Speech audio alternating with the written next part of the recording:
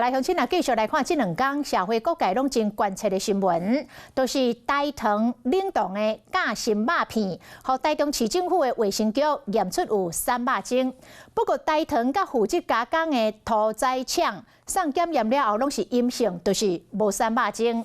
市地协会嘛对台中市政府检验的过程有疑虑，希望中央甲地方的检验设备甲标准拢爱同款。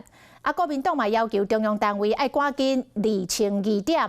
若民进党是认为台中市卫生局爱甲检验的方法讲好清楚，唔通来伤害到市地产业甲消费者。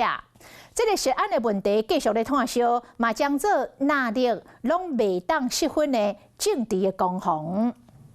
台糖的冷冻假心肉片，互人验出禁药3肉精西布特罗。台糖含委外台市场送验检体，结果拢是阴性。不过，即马煞影响到原本的检验单位台中市卫生局。食安处强调，抽验肉片用2种方式做3届检验，6届结果拢是阳性。验了第3次的话，还是公告检验方法是0.002。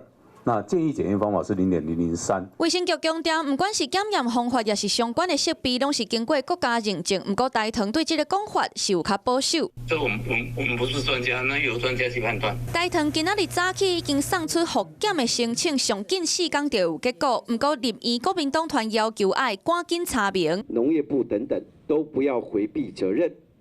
这并不是罗生门。那也针对中央立院要求台中市府爱详细说明。研究是数据公告清楚，卖用这种恐慌的方式，造成整个猪农也受损，消费者也受损。咱讲的3肉精禁药西布特罗毒性高，介绍贵，食了会影响心血管。照规定袂使用伫咧肉片，不过3肉精的检验过程到底是安怎？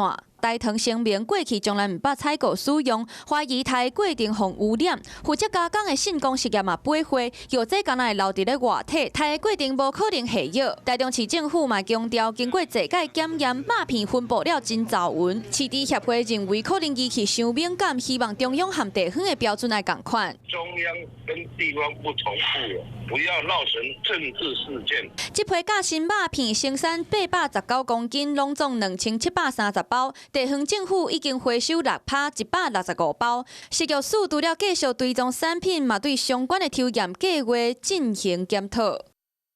Hello， 我是易景，想要抢先掌握最及时的新闻资讯吗？赶快订阅、按赞、开启小铃铛，锁定华视新闻的 YouTube 频道。